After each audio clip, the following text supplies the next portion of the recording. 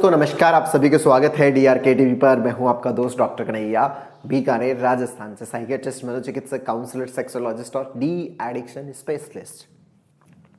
दोस्तों आज इस वीडियो के माध्यम से एक बहुत ही इंपॉर्टेंट क्वेश्चन जो मुझसे पूछा गया है कि सर अगर आपकी फैमिली में कोई इंटेंशनली आपको परेशान कर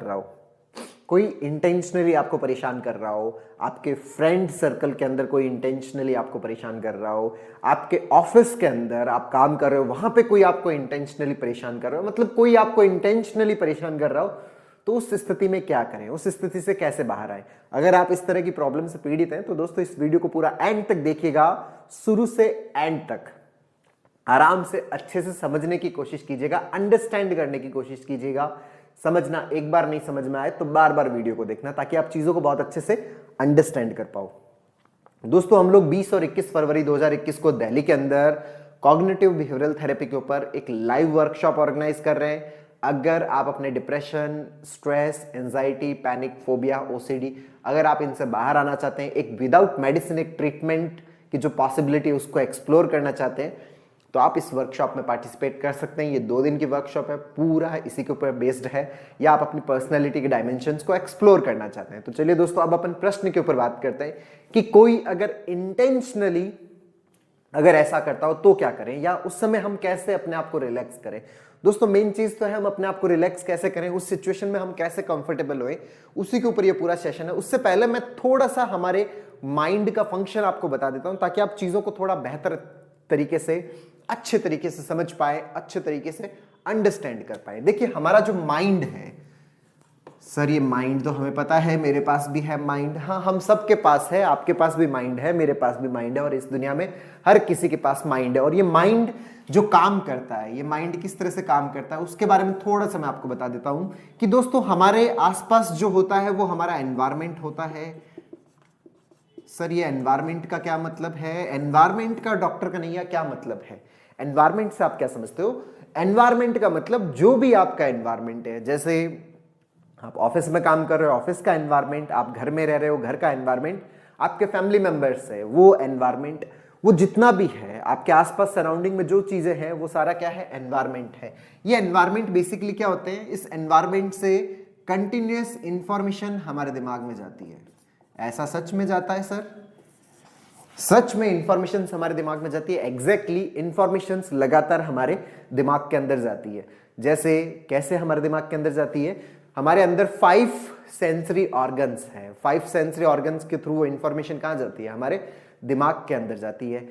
ये 5 गेट है, दरवाजे हैं जिसके थ्रू इंफॉर्मेशन हमारे दिमाग में जाती है। जैसे एक घर होता है उसके अंदर एंटर होने के दरवाजे होते हैं, वैसे ही हमारे दिमाग के अंदर भी सूचनाएं जाने का गेट होता है, मार्ग होता है, दरवाजे होते हैं। तो इन दरवाजों के थ्रू इंफॉर्मेशन दिमाग में जाती है और हमारा दिमाग इस इंफॉर्मेशन को एनालाइज करता है। हमारा दिमाग इस इंफॉर्मेशन को क्या करता है, एनालाइज करता है। इस एनालिसिस के अकॉर्डिंग, एनालिसिस मतलब विश्लेषण करता है उस इंफॉर्मेशन का, एग्जैक्टली उस इंफॉर्मेशन का मतलब क्या है जो भी हमारे पास आ रही है। अच्छा, किस तरह के इंफॉर्मेशंस आप अपने सामने अपने फैमिली मेंबर्स को देखते हो, उनके बिहेवियर को देखते हो, आप उनको हंसते हुए देखते हो, रोते हुए देखते हो, आंखें दिखाते हुए देखते हो, डांटते हुए देखते हो। ये जो कुछ भी आप देख रहे हो ना, या जो कुछ भी आप सुन रहे हो, जो कुछ भी आप स्मेल कर रहे हो, जो कुछ भी आप टेस्ट कर रहे हो, ये सारी इंफॉर्मेशन कहां जा रही है, आपके दिमाग के अंदर जाती है। आप इस चीज को एनालाइज करते हो और इस एनालिसिस के अकॉर्डिंग हमारे अंदर थॉट्स पैदा होते हैं। अच्छा सर, विचार मतलब एनालिसिस के बाद में आते हैं डॉक्टर? यस, जो हमारे विचार है वो किसके बाद आते हैं, हमारे एनालिसिस के बाद में हमारे अंदर क्या आते हैं, थॉट्स आते हैं। और इन थॉट्स के अकॉर्डिंग, ओहो विचारों के बाद भी एक और जात, इन विचारों के अकॉर्डिंग हमारे अंदर क्या आती है, फीलिंग्स, इमोशंस, भावनाएं। ये फीलिंग्स, इमोशन, भावनाएं, जितनी भी भावनाएं हैं आपकी, चाहे आपकी हंसी की भावना, खुशी की भावना, रोने की भावना, दुख की भावना, सुख की भावना, जेलेसी की भावना, जलन जो हो रही है, वो मेरे से आगे है, वो मुझसे कम है, वो मुझसे पीछे है, मैं थोड़ा इंफीरियर हूं, वो सुपीरियर है, ये जितनी भी फीलिंग्स है ना, ये सारी फीलिंग्स कहां आ रही है, आपके माइंड के अंदर फीलिंग्स आती है। और इस फीलिंग्स के अकॉर्डिंग ही हमारा बिहेवियर होता है, फीलिंग्स के अकॉर्डिंग ही बिहेवियर होता है। बहुत ही इंपॉर्टेंट कॉन्सेप्ट बता रहा हूं दोस्तों, अच्छे से अंडरस्टैंड करना कि ये जो 4 बेसिक फंक्शंस है ये हमारे माइंड के फंक्शंस होते हैं, जिसमें सबसे पहले चीजों को एनालाइज करना, चीजों को बहुत अच्छे से अंडरस्टैंड करना, समझना, परसेप्शन, उसका एक मीनिंग बनाना दिमाग के अंदर, और उस मीनिंग के अकॉर्डिंग थॉट्स क्रिएट करना, उस थॉट्स के अकॉर्डिंग फीलिंग्स, भावनाएं, और फीलिंग्स के अकॉर्डिंग बिहेवियर। अब मैं ये क्यों बता रहा हूं, समझना, जो हमारे क्वेश्चन से कैसे रिलेटेड है। यहां पर जो ये बिहेवियर वाला जो पार्ट है ना, ये ऑब्जेक्टिव पार्ट होता है। जो बिहेवियर वाला पार्ट है वो क्या होता है, ऑब्जेक्टिव पार्ट होता है। ऑब्जेक्टिव का मतलब क्या होता है, जिसको ऑब्जर्व किया जा सकता है। आप लोगों के सिर्फ बिहेवियर को ऑब्जर्व कर सकते हो, आप लोगों के बिहेवियर को सिर्फ ऑब्जर्व कर सकते हो। आप उनको बोलते हुए, चलते हुए, खाते हुए, पीते हुए, सोते हुए, हंसते हुए, बातें करते हुए, ये सब आप देख सकते हो। ये सिर्फ आप सिर्फ क्या ऑब्जर्व कर सकते हो, उनके बिहेवियर को ही सिर्फ आप क्या कर सकते हो, ऑब्जर्व कर सकते हो। इस बिहेवियर के पीछे की जो फीलिंग्स, थॉट्स और ये जो एनालिसिस है, ये जो 3 पार्ट है ना हमारे माइंड के, ये सब्जेक्टिव होते हैं। अरे वाह, ये सब्जेक्टिव का मतलब, ऑब्जेक्टिव और सब्जेक्टिव सर हमने बहुत पेपर दिए हैं। ऑब्जेक्टिव पेपर जिसमें ऑप्शंस आते हैं, सब्जेक्टिव जिसमें लिखना पड़ता है। यहां पर थोड़ा सा मीनिंग अलग है। ऑब्जेक्टिव जिनको आप बहुत अच्छे से ऑब्जर्व कर सकते हो, बाहर से आप ऑब्जर्व कर सकते हो, और ये क्या है, सब्जेक्टिव। सब्जेक्टिव का मतलब क्या है, जो आप नहीं देख सकते। आपके सामने एक व्यक्ति हंस रहा है, आप हंसते हुए उसको देख सकते हो, लेकिन उसके हंसी के पीछे की उसकी फीलिंग्स क्या है वो आप नहीं देख सकते। उस फीलिंग्स के पीछे की थॉट्स क्या है वो भी आप नहीं देख सकते, और इस थॉट्स के पीछे का एनालिसिस क्या है, उसका परसेप्शन क्या है, आप नहीं देख सकते। आप क्या, मैं बोलूंगा दुनिया का कोई भी इंसान नहीं देख सकता। उस व्यक्ति के हंसने के पीछे, उस व्यक्ति के बिहेवियर के पीछे क्या फीलिंग्स है, क्या थॉट्स है, क्या एनालिसिस है, ये कोई भी नहीं देख सकता, कोई भी नहीं जान सकता। ये टोटल क्या होता है, सब्जेक्टिव होता है। सिर्फ उसी पर्सन को पता होता है, उसी व्यक्ति को पता होता है कि वो क्यों हंस रहा है, उसके पीछे थॉट्स क्या है, उसका एनालिसिस क्या है। ये टोटल क्या है, सब्जेक्टिव है। ये वो फोर्स है जिसकी वजह से बिहेवियर पैदा होता है। दैट इज द फोर्स जिसकी वजह से ये बिहेवियर हमें दिखाई देता है, ये बिहेवियर हमें पता चलता है। अच्छा, तो हमें सिर्फ लोगों का क्या पता चलता है, हमें सिर्फ लोगों का बिहेवियर पता चलता है, और उस बिहेवियर के आधार पर हम इन तीनों चीजों के बारे में क्या करते हैं, एज्यूम करते हैं, कल्पना करते हैं। सच में, मतलब हम सिर्फ बिहेवियर को देख के, लोगों के बिहेवियर को देख के, उनकी फीलिंग्स, थॉट्स और एनालिसिस का हम क्या करते हैं, कल्पना करते हैं। एग्जैक्टली हम जब ये लाइन बोलते हैं, ये वाला जो पार्ट है ना, ये सब्जेक्टिव वाला पार्ट, इसी को हम इंटेंशंस बोलते हैं। हम जब ये बोलते हैं ना कि वो इंटेंशनली ऐसा करना चाहता है, इंटेंशनली का मतलब क्या है, उसके दिमाग में मेरे लिए नेगेटिव थॉट चल रहे हैं। अरे भाई, उनके दिमाग में नेगेटिव थॉट चल रहे हैं, ये आप कैसे जान सकते हो? किसी के दिमाग में आपके लिए नेगेटिव थॉट चल रहा है, आप कैसे जान सकते हो? क्योंकि ये एक सब्जेक्टिव स्टेप है। सब्जेक्टिव स्टेप, इस दुनिया में कोई भी किसी के दिमाग में क्या चल रहा है नहीं जान सकता। तो फिर हम यहां पर क्या करते हैं, यहां पर हम एक बहुत बड़ी मिस्टेक करते हैं, जिसको हम बोलते हैं माइंड रीडिंग।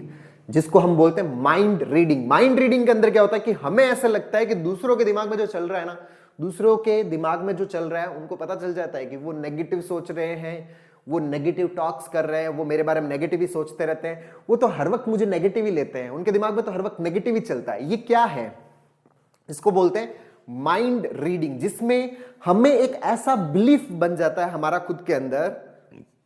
ध्यान देना इस बात पे, क्या बोला मैंने, हमारा खुद के अंदर एक बिलीफ बन जाता है, एक विश्वास बन जाता है कि मुझे ये पता चल जाता है कि लोगों के दिमाग में क्या चल रहा है।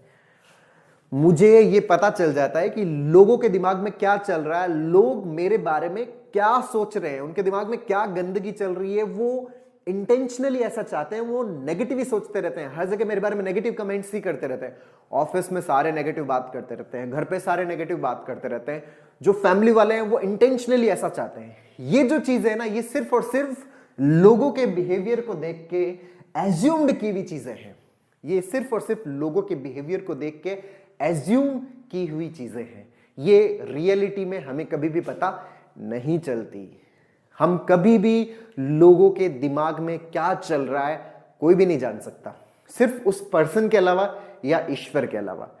पर्सन वो खुद और ईश्वर हम है नहीं। तो जब ईश्वर हम है नहीं तो हम कैसे उसके दिमाग में चल रही चीज को हम जान सकते हैं? हम नहीं जान सकते, लेकिन फिर भी हम स्ट्रांगली एक बिलीफ बन जाता है जिसको माइंड रीडिंग बोलते हैं। इस माइंड रीडिंग की वजह से फिर हम ये स्टेटमेंट देते हैं कि इंटेंशनली वो ऐसा कर रहे हैं, जबकि इस दुनिया में हम सबके जो इंटेंशंस है ना, वो खुद को खुश रखने के हैं, खुद को अच्छा रखने के हैं और अपने परिवार को अच्छा रखने के हैं। हम सभी आपस में एक दूसरे को खुश रखना चाहते हैं, अच्छा रखना चाहते हैं। लेकिन लेकिन लेकिन दो लोग अलग अलग तरह से सीखते हैं।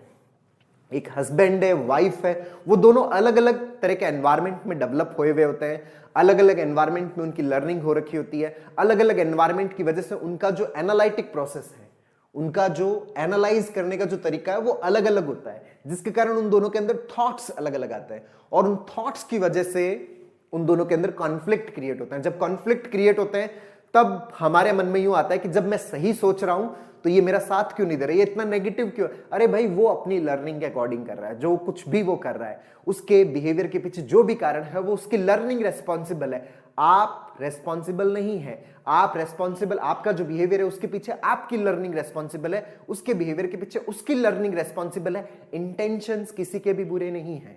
इंटेंशंस, आप कभी भी किसी के दिमाग में क्या चल रहा है नहीं जान सकते, कभी भी नहीं जान सकते। कोई इंसान क्यों हंस रहा है, इसके पीछे का कारण हम नहीं जान सकते। हो सकता है कि वो अपने गम को छुपाने के लिए हंस रहा हो सकता है कि वो किसी चीज को लेके खुश हुआ हो, उसकी बच्ची है वो 12th के अंदर बहुत अच्छे मार्क्स से पास हुई हो सकता है उसकी बहुत अच्छी लॉटरी लगी हो जिसकी वजह से हंस रहा हो। और हमारे दिमाग में यूं चल रहा है कि हम मान लो परेशान है और उसको हंसते हुए देखते हैं, हमारे अच्छा ये मेरा मजाक उड़ाने के लिए हंस रहा है, मैं जोकर दिख रहा हूँ क्या, अच्छा मेरे साथ में लोगों ने फंक्शन के अंदर गलत कर दिया था, उस बात के ऊपर ये हंस रहा है। तो हम अपने हिसाब से उसका मीनिंग निकालते हैं, वो अपने हिसाब से हंसता है। तो जो चीजें हैं यहां पर मैं ये समझाना चाह रहा हूं आपको कि ये जो पार्ट है ना, जिसको हम इंटेंशन बोलते हैं, इंटेंशन के बारे में हम कभी भी नहीं जान सकते। और जिस चीज के बारे में हम कभी जान नहीं सकते तो उसके बारे में ये बिलीफ बना लेना ये निहायत ही गलत तरीका है। ये एक मेंटेनेंस फैक्टर है जिसकी वजह से आप अपने स्ट्रेस से बाहर नहीं आ पाते, जिसकी वजह से आप अपनी एंजाइटी के बाहर नहीं आ पाते, जिसकी वजह से आप अपने डिप्रेशन से बाहर नहीं आ पाते, जिसकी वजह से आप अपने पैनिक फोबिया से बाहर नहीं आ पाते, ओसीडी से बाहर नहीं आ पाते। तो अपने आप को अच्छे से बताएं कि ये माइंड रीडिंग है, एक डिस्फंक्शनल थॉट है, डिस्फंक्शनल एनालिसिस है। इंटेंशन सबके अच्छे हैं, लेकिन दो लोगों की लर्निंग जो है वो गलत हो रखी है। उस लर्निंग की वजह से प्रॉब्लम है, सिचुएशंस की वजह से प्रॉब्लम है। उसके जीवन में जो सिचुएशंस आई थी, उन सिचुएशंस में, उन परिस्थितियों में उसने इसी तरह से सीखा। और मेरे जीवन में जैसी सिचुएशंस आई है, मैंने उन सिचुएशंस के अकॉर्डिंग, उन परिस्थितियों के अकॉर्डिंग सीखा।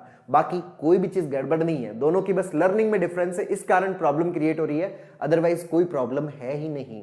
हम सब खुश रहना चाहते हैं, हम सब मस्त रहना चाहते हैं, हम सब मजे के साथ रहना चाहते हैं, हम सब आनंद के साथ रहना चाहते हैं। तो दोस्तों, उम्मीद करता हूं आपको ये कॉन्सेप्ट समझ में आया होगा।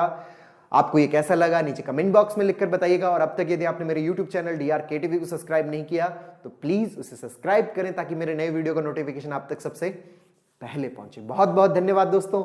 जय हिंद, जय भारत।